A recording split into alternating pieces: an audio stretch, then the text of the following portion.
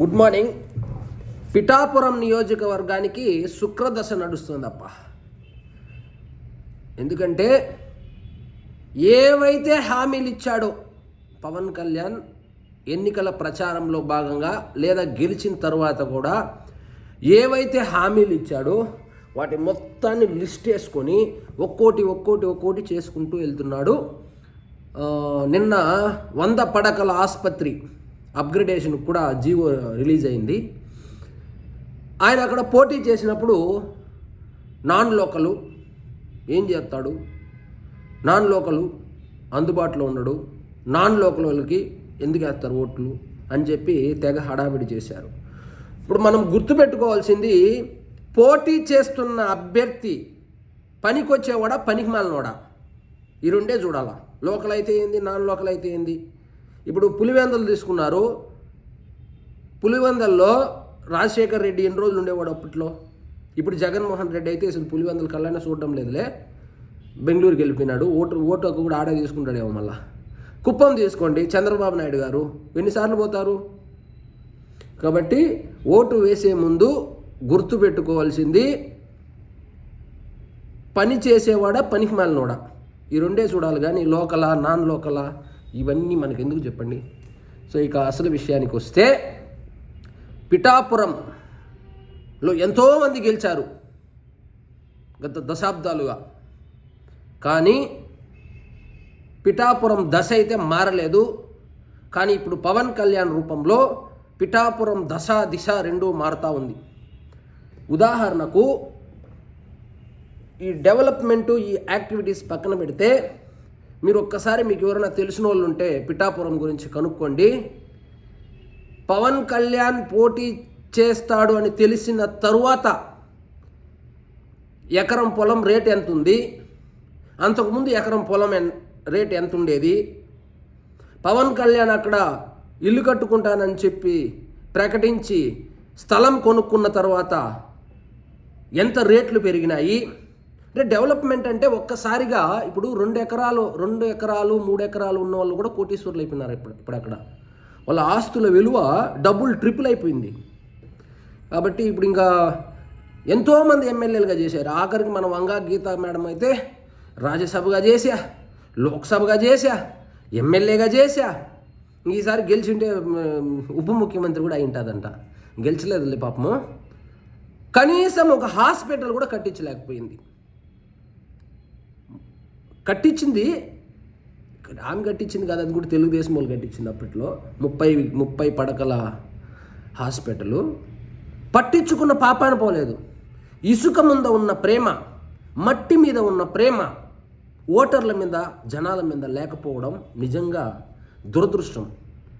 లోకల్గా ఉండేవాడు ఎమ్మెల్యే అయితే ఎందుకు పనికి వస్తుందంటే, ఎక్కడెక్కడ ఇసుక దొరుకుతుందని మనకి బాగా తెలిసి ఉంటుంది, ఎక్కడెక్కడ మట్టి దొరుకుతుందని బాగా తెలిసి ఉంటుంది. రాత్రిపూట మట్టి తోలుకోవడానికి, ఇసుక తోలుకోవడానికి తప్పితే ఇంకా దేనికి ఈ లోకల నాన్ లోకల అనేది పనికిరాదండి. కాబట్టి నిజంగా చెప్పాలంటే పిఠాపురం వాళ్ళు అదృష్టవంతులు. ఈరోజు పిఠాపురం అనే మాట, పిఠాపురం యొక్క బ్రాండ్ ఢిల్లీ లెవెల్లో వినపడుతూ ఉందంటే దానికి కారణం పవన్ కళ్యాణ్ కాదా? సో పిఠాపురానికి పట్టినటువంటి అదృష్టం పేరు పవన్ కళ్యాణ్. ఏదో ఇంకొకసారి కూడా ఇక్కడి నుంచే పోటీ చేస్తాడు, నాకు తెలిసి ఇల్లు కట్టుకుంటాను కాబట్టి ఇంకా పర్మనెంట్గా అక్కడి నుంచే పోటీ చేస్తాడు. ఈ విధంగా చేసుకుంటా వెళ్తే జనసేనకు మొట్టమొదటి కంచుకోట పిఠాపురమే అవబోతుంది. అది పొత్తులున్నా లేకపోయినా అది భవిష్యత్తు నిర్ణయిస్తుంది. బట్ ఒక పార్టీకి కంచుకోట అనేది పిఠాపురం నుంచే మొదలవుతుంది. ఢిల్లీకి వెళ్ళినప్పుడు కూడా రైల్వే మంత్రిని కలిసి ఆ ట్రైన్ల గురించి సార్ట్అవుట్ చేసుకున్నాడు. అది కొంచెం తీర ప్రాంతం. ఆ తీర ప్రాంతానికి ఏదైతే ఉందో వాళ్ళు ఒకటి నిర్మాణం చేయాలని ఆ పనులు జరుగుతుంది. ప్రతి ఊర్లో ఈ సీసీ రోడ్లు వేస్తా అన్నారు, ఫ్లైఓవర్ కడతా అన్నారు, హాస్పిటల్ శాంక్షన్ అయింది, బస్సు డిప్ ఇది ఉంది కదా, బస్ స్టాండ్ దాన్ని అప్గ్రేడేట్ చేస్తా అన్నారు. ఇలా బస్ స్టాండ్ అప్గ్రేడ్ చేయడానికి కూడా ఇంతకుముందు అక్కడికి బస్సే వచ్చేది కదంట లోపలికి, ఇప్పుడు బస్సులు వస్తున్నాయి.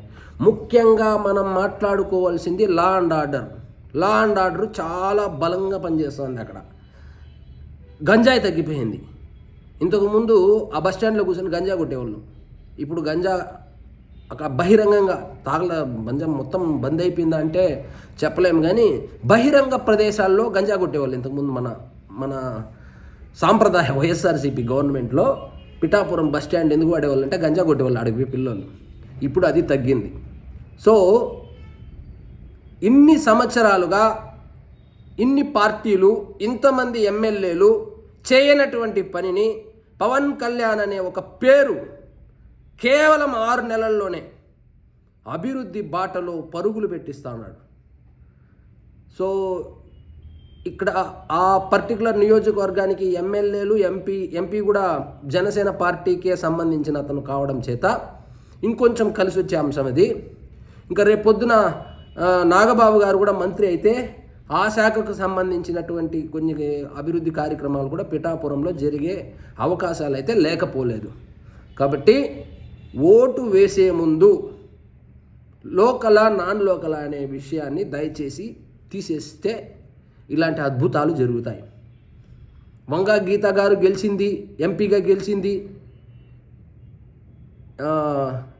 అతను ఇప్పుడు దొరబాబు గెలిచినాడు. అసలు నియోజకవర్గాన్ని పట్టించుకునే నాదుడే లేకపోయా.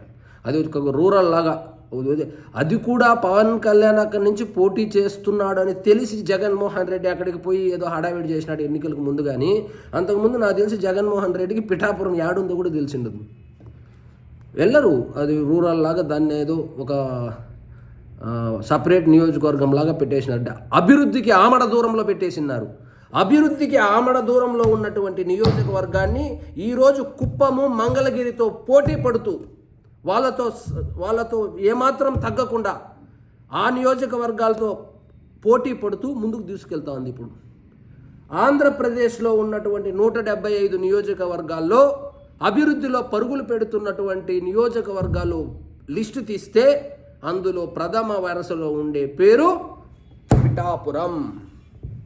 కాబట్టి పవన్ కళ్యాణ్ పిఠాపురానికి పట్టినటువంటి అదృష్టం అని నేను భావిస్తున్నాను. ఇదండి ఈరోజు మన టాపిక్. జై హింద్.